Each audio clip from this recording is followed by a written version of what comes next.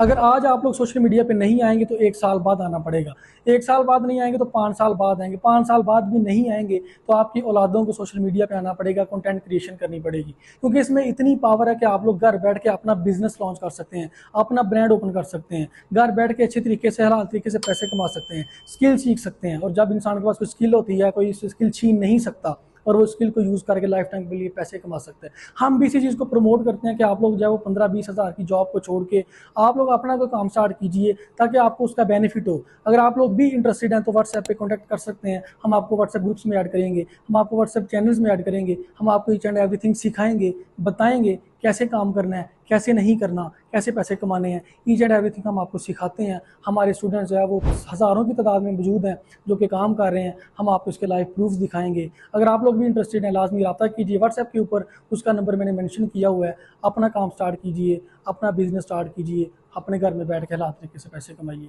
Thank you very much.